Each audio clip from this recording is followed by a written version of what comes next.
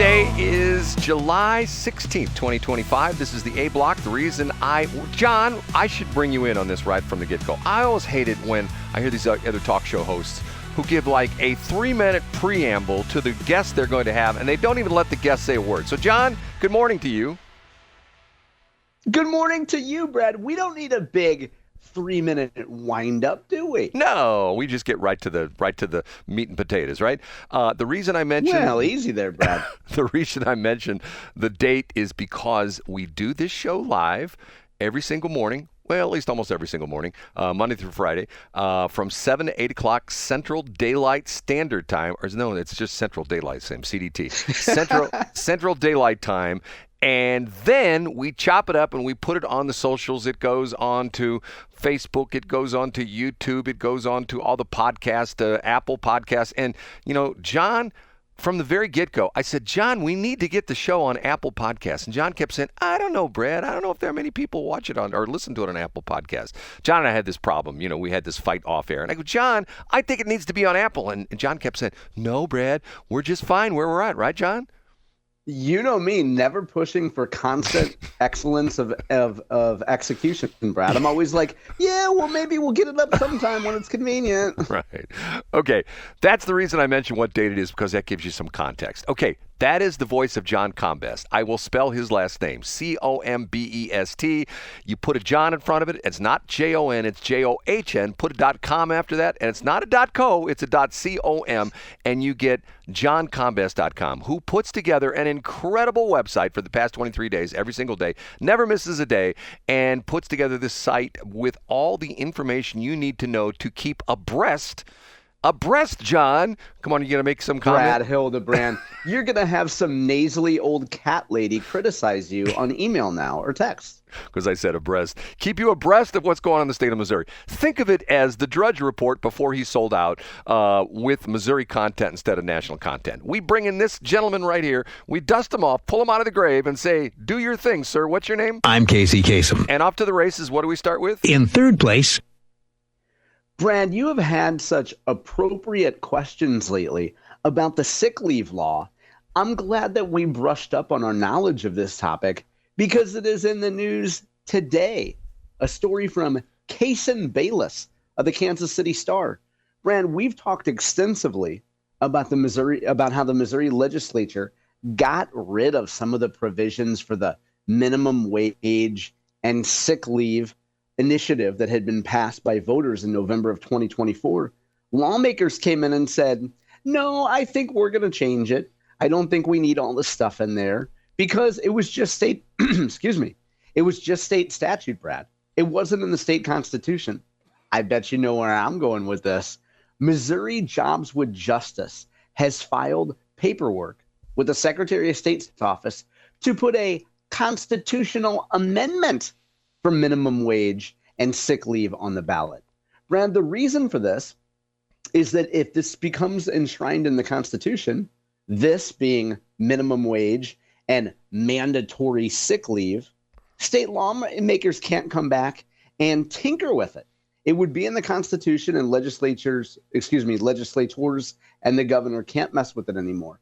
So Missouri Jobs with Justice has begun to get the ball rolling.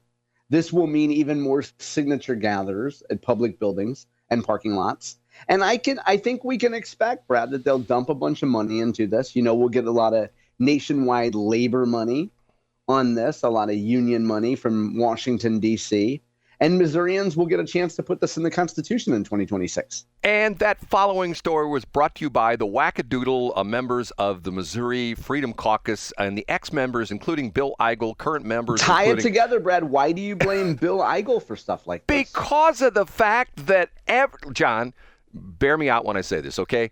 Every single session, the Republicans say, we're going to pass IP reform. We're going to make it so these out-of-state groups just can't come in and change our Constitution. We're going to change that. And guess what never happens, John? Guess what never happens? I would use the phrase, which I hate, IP reform, or more accurately, IP changes. Yes, it does not happen. Because the nutbag, stupid, jerkazoid Republicans, the Freedom Caucus dudes like the Bill Eigels of the world and the Ricky Schroeders of the world, it's just, here we go again, John. I mean, you think they would learn, because I thought to myself, and I'm not the sharpest tool in the drawer, trust me. But I thought when we talked about this, what was last week we talked about this? I thought to myself, I bet you there's some group that's going to come in and put this on the ballot as a constitutional amendment, and then our Constitution will be what, 6,452 pages long? Is that the current? 6,453, I think. Okay. You forgot they had a little line in there that you cannot sell ditchweed. It has to actually be pre-approved by the marijuana cartel. John, you were close, Brad. John, can you, I get sometimes I lose my focus. Can you believe that? I lose my focus. Really? Yes. John. On this show? Put a note that I went to a Cottleville Weldon Springs Chamber of Commerce after hours thing, like a meet and greet deal last night. And I ran into a very nice woman who works at one of the marijuana dispensaries, and we had a very nice discussion about the hemp thing, which is sort of near and dear to your heart because you like, what's his name? Epen Thampy, isn't that guy's name? Epen Thampy, yeah. And I mean, there are folks on the in the so-called cannabis cartel, big marijuana. Yeah. Some of those guys, I love those guys too. There's good people on every side of that. And then there's squares like you and me, Brad, who don't touch the stuff. Right, exactly. And then there's the Amber and UE lobbyists who go, we love those cannabis people because they use lots of electricity with those grow lights and ventilation systems for the marijuana. We love those guys. Isn't that what they say, John? It's verbatim. Now, the bigger question, though, Brad, is when you met this woman that worked at a dispensary, I don't want you to spoil your story for later, but did you just lean into her clothing and inhale? Like, were you able to get a free contact high? No, she actually, she seemed very reasonable, and she didn't like, hey, wow, man. She didn't do like... She wasn't as mellow. She wasn't the mellow mushroom. Right. She wasn't like... And speaking of that... I'm not trying to get off the topic, but remind me about, what is it, the psilocybin things? Remind me. Psilocybin, yeah. Have you seen this story that came out yesterday about this? Does it have to do with Missouri? Well, it's national. But anyway, put that on. No, I haven't seen it. Man, I got so many things to talk about today. Put that on the list to talk about. But okay, we will. And we're going to, number 2 is how it will, topic number 1 is hemp dispensaries or hemp cannabis dispensaries. Number 2 is how it's going to fix your hip. How psilocybin is going to fix your hip. Okay, here we go. Up a notch to number 2. A big controversy in right-wing circles for the last 1 to 2 weeks has been the non-release, the non-action of the so-called Epstein list. Well, Senator Eric Schmitt was on a Politico show yesterday. Politico, formerly just a print publication, but you can't just be print anymore, Brad. You got to be multimedia. Politico has a brand new video series, or at least I think it's new. And Senator Schmitt was on there he was asked about the controversy. And his point, I'll cut to the chase, Brad, is he says he hasn't seen all the evidence. He doesn't know it was on Pam Bondi's desk. And as a prosecutor, as a former prosecutor, he says you never know exactly what the prosecutor has to move forward or doesn't have to move forward. He says he has a lot of faith in Pam Bondi. And I think the unspoken thing here that Senator Schmitt didn't say is, if Pam Bondi isn't moving forward with any sort of prosecution on the Epstein case, there's probably not a whole lot there. I thought the best line from Schmitt was he says he feels free to speculate all the time on political issues and political topics, but on legal topics, unless you see the evidence the prosecutor has, you just don't know if they have enough to prosecute. So I would say Senator Schmitt gave a vote of confidence for Pam Bondi, and I viewed it as, look, she probably doesn't have much to work with right here. John, I don't know if you know it or not, but I am good, close personal friends with Eric Schmitt. Did you know this, John? I did not know that. Wow, Brad. Last week, him and I went out and got really drunk, and he leaned into me and he says, hey, Brad, I know something nobody knows. I go, what's that, Eric? He says, you know the Epstein list? I go, yeah. He says, it's buried under runway 1129 in Bridgeton. That's where it's at. I go, really? I should have known. And then what he actually did was then he ripped off, he had a very nice suit on and a shirt. He ripped it off and he had a shirt on that said Bridgeton Air Defense. No, yeah, and in back it said Bridgeton forever, and it was Bridgeton with a number 4 and ever. For those of you who don't know what we're talking about, Eric Schmitt, does Eric Schmitt's house actually get torn down by the airport expansion decades ago? No, I don't think he was part of that group. No. Okay. Eric, once again, these local guys, Eric Schmitt, do you consider Bridgeton North County? Is that North County, John? This has been a long-standing dispute between myself and friends, and I go by the Schmitt Senate rule, which is Bridgeton was not a part of North County until Eric Schmitt won the Republican primary. And then in my eyes, it's like, well, I think like he earned it, right? He earned the right to say he's from North County. And the other thing is, Brad, the reason why I would consider it part of North County, to be fair, Schmitt went to DeSmet, but I think he would have gone to Pattonville. I think he grew up in the Pattonville district. And Pattonville is North County. I don't consider it Blackjack or, I don't consider it that area, but Bridgeton's North County. If I'm not mistaken, there is a little section of Bridgeton that was in the Hazelwood School District. Am I correct or not? I didn't think so, but I could be wrong about that. I'm not up on those boundaries over there. Because in general, once you got west of McDonald, once you were out of Hazelwood West territory or even like McClure North territory, I just didn't know it very well. Yeah, but Bridgeton's North County. But remember that I can't remember the name of that middle school. It's the one that's sliding down the hill, and that is a true story. The middle school right across from Mills Mall is in Hazelwood School District. And that's okay. Yeah, that's a fair point. Is Mills Mall still a thing, or was that just like a Blues hockey rink or something? Well, it's sort of a weird story. We could probably write a book about that because it was Dan Buck was involved with trying to turn it into that like the super duper sports center, and he actually ran it for a while. And remember, they had high school graduations out there outside because you're right. Yes. They did, Brad. And hey, listen, I don't want to cut us short on this discussion, but you mentioned if you wrote a book. Did you know Senator Schmitt has finished up a book of his own? Is this a punchline? No, it sounds like a wind up to a joke, but it is not. You can find a link today on my website. He mentioned it on the Politico show that he did, on the interview he did, and I hadn't seen it. He posted it to his social 4 days ago. It's called The Last Line of Defense, How to Beat the Left in Court. And it comes out on August 19th, but you can pre-order it today on Amazon.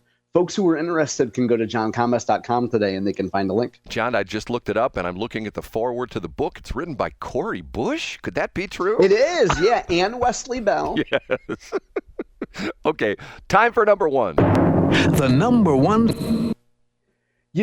Brad, speaking of Eric Schmitt, I don't know if you've ever heard this anecdote before, but there's a little story out there about NPR. Tell me if you've heard this before. It involves a narrative and numbers. A veteran NPR editor took a survey of its editorial staff.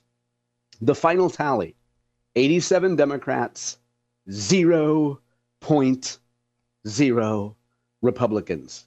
0 Republicans. Not one. Why are our tax dollars funding left-wing propaganda?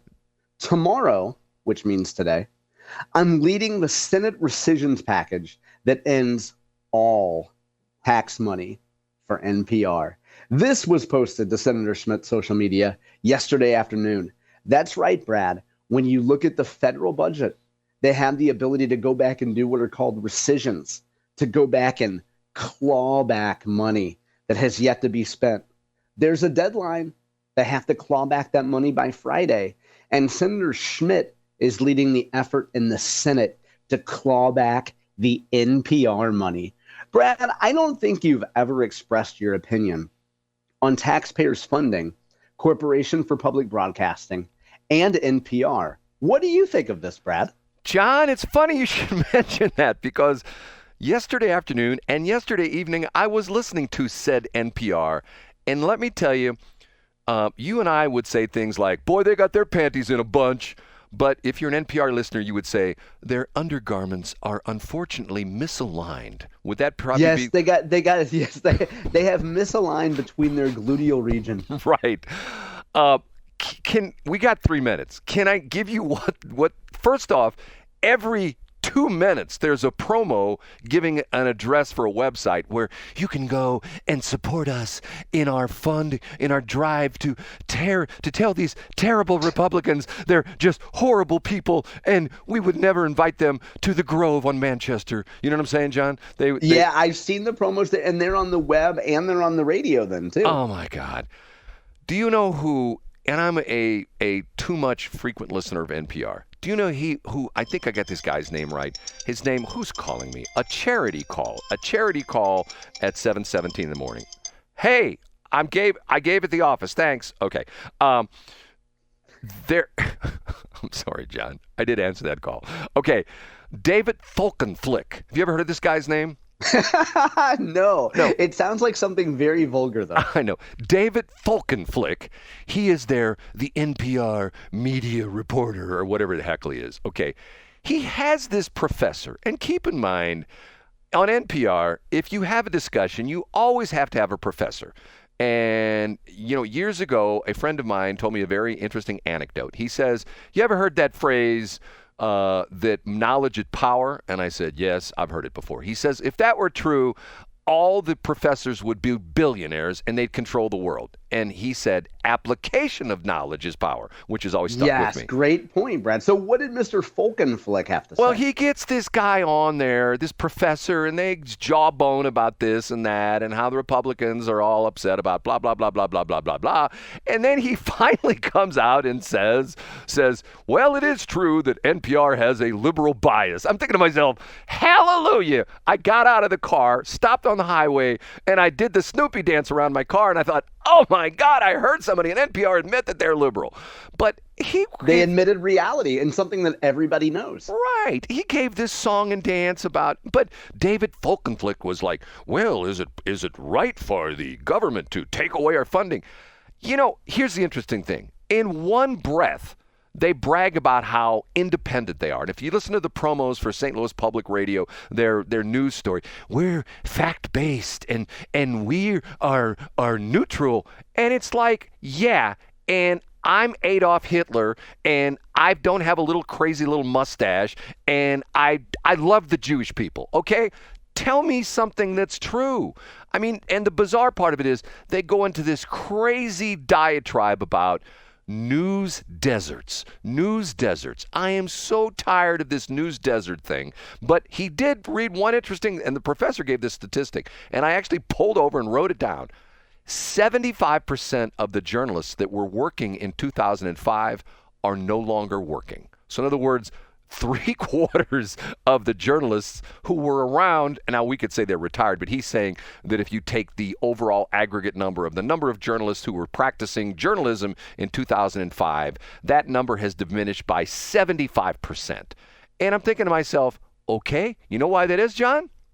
Because people don't trust the media and people don't want to support it. No, I'll tell you. I'll give you 3 different things. I'll give you 3 company names. Why is that? What are the reasons? Meta, Alphabet, and Apple. That's why there's no journalism anymore. That's the reason why right there. Because the economic model has been destroyed by the big tech companies. It's been destroyed.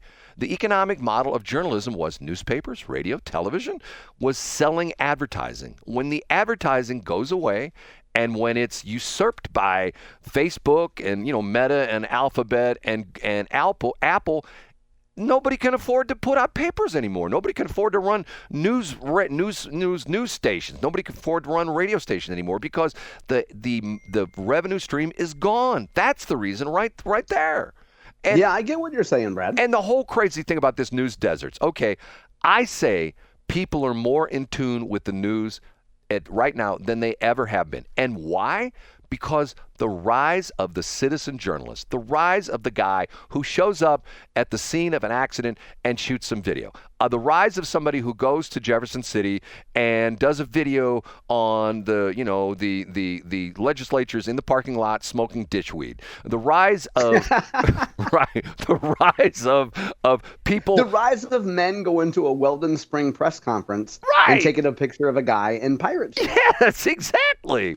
The fact that what used to cost tens of thousands of dollars, and I still have two, not one, but two Nikon D1 cameras that and they were breaking, the first professional digital camera. I think it came out in 98 or 99. They were $10,000 a piece. Now, with your phone, you have a phone that if you get a freebie phone from one of the cell phone carriers with a not so good, a bottom-of-the-line Apple or a bottom-of-the-line Android, it has like 40,000 jillion megapixels, which has a zoom where you can zoom in and see craters on the moon, and you carry it in your pocket. Get what I'm saying, John? Yeah, you could zoom in and see craters on the thighs of the women at the Weldon Spring press conference. And then I uploaded to my Commodore 64. Brad, when you go on these rants, I just got to tell you, you're out of your folkin' flickin' mind. John, today, maybe I have to make up for tomorrow, but I've got like 30 things to talk about, and you just hit one of them. Well, we'll just carry them on into C Block too, Brad. We got all the time in the world, and by all the time, I mean we have 38 minutes left. Okay, let's take a break, and I'll do my top three, okay?